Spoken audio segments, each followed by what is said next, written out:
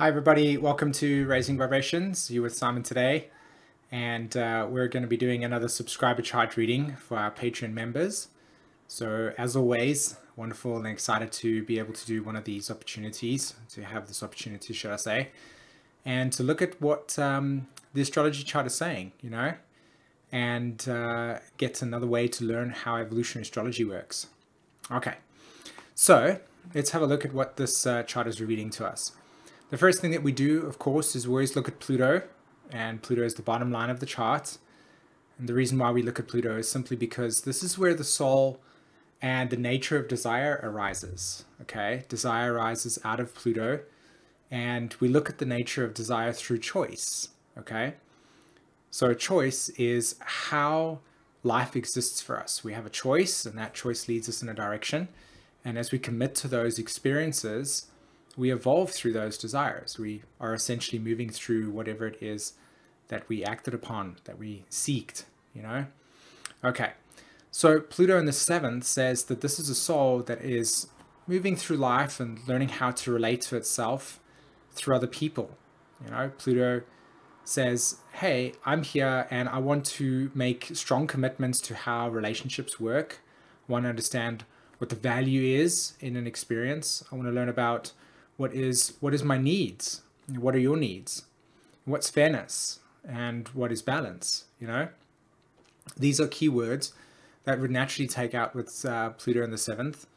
And you can see here that this is also Pluto in Leo, so the soul is part of the Pluto and Leo generation. This means that you're learning in this lifetime to evolve through what is your purpose. The sun will give us a deep indication of that. And the sun sits on the north node, and it sits in Aries in the 3rd house with Mercury there. Okay, so this is an interesting thing. It's a very loaded north node, so it gives us a lot of information about how to read Pluto in the context of relationships, right? But let's go back to Pluto a little bit and understand Pluto's dynamic here. Pluto works through all of the unresolved attachments that we've got, the prior desires that we've had, the choices that we've made in past lifetimes. It all sits in that emotional density. So this is the type of soul that would have to work through certain karmic relationships that may have or may have not been beneficial to them. What is the correct way of being in alliance with somebody, right? Now, we also know that in relations, when we relate, there is also an aspect of vulnerability, right? An aspect of what does your boundary look like? What does my boundary look like, right? And how do we learn to understand each other's boundaries? So with Pluto in the 7th in Leo, this is a soul that has come to understand not only their own personal boundaries, but how to meet other people's boundaries. It's developing a sense of what are other people's creativity like. With Pluto and Leo, this is other people's creativity as well. How do I meet my own levels of creativity and satisfy what is purposeful to me? And how do I interact with others that do the same thing? Okay. You can also see here with the nodes sit in the 9th house and the 3rd house, right? So know that the context of the soul here for you is I'm evolving in prior lifetimes through the nature of truth, right?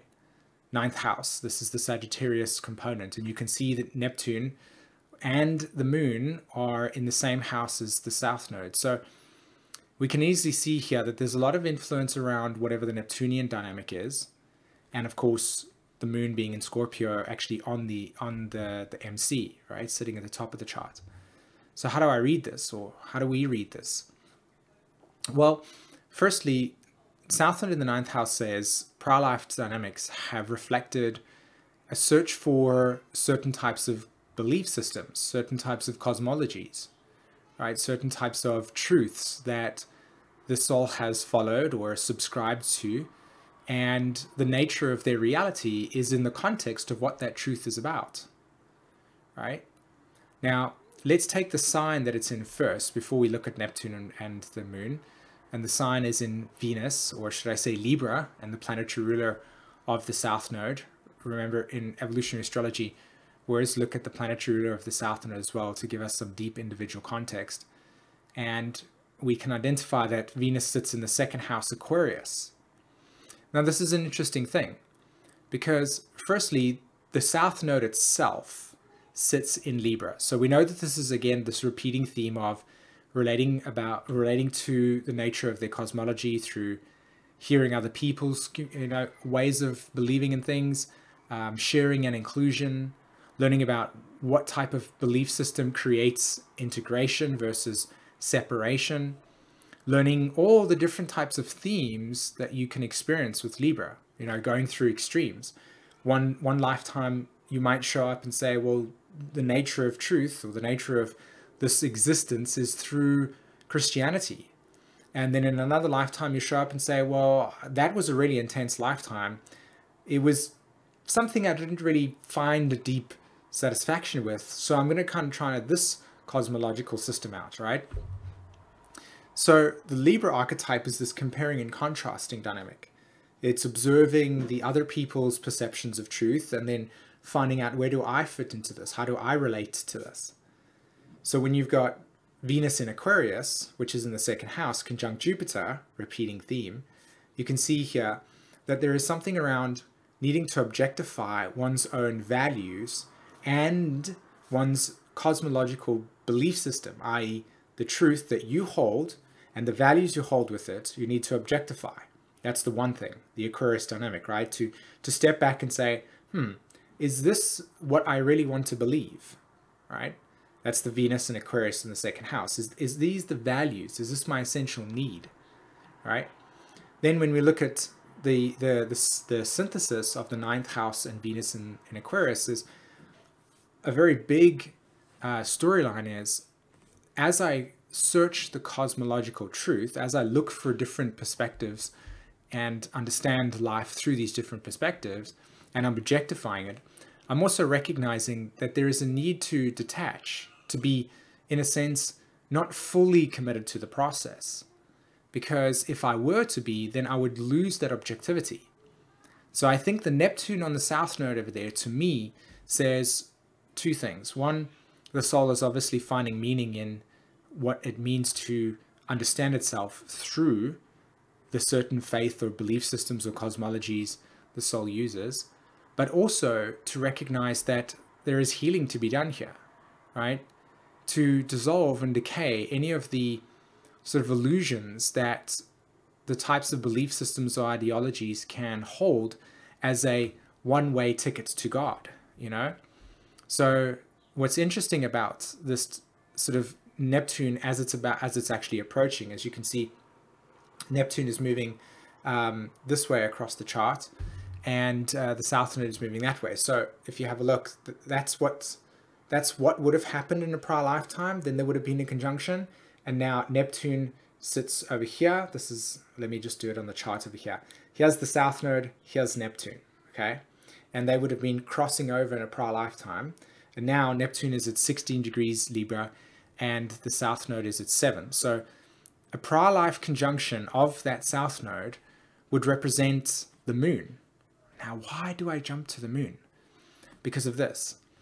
If you look at the South Node, right, and you look at it in relationship to Neptune, and you take the phasal relationship to these planets, right, you would have seen that there would have been a prior life connection, and that prior life connection would have resulted in a complete surrender of one's own personal sense of identity. Why? Why a surrender of identity? Because the South Node is a prior life identity the soul would have used in order to actualize its desires. And the Neptune would reflect a completion as well as a surrendering of that dynamic.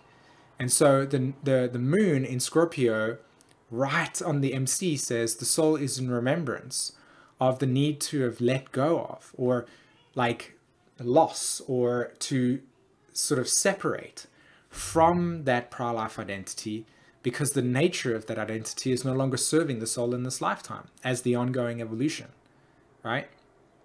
It's pretty sweet when you look at it from that perspective, and that's just those symbols of how they operate there.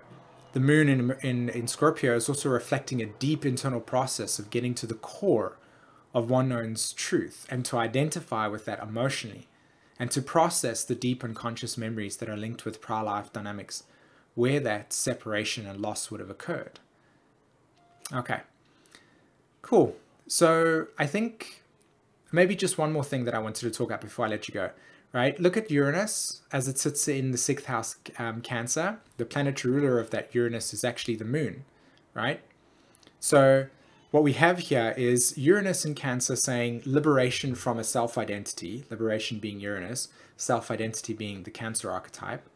And that Cancer archetype squares Mars, it squares the North Node, and of course it squares the South Node as well. So there is prior life memories in which the separation from one's own identity and the processing of what that meant in the context of where I'm going right now. Right? You see the timeline over here, right? Sudden changes in emotional identity, leaving the soul going, do I really believe this? Do I really want to believe this? Is this what I want to know about life? Is this how I want to put my faith into it?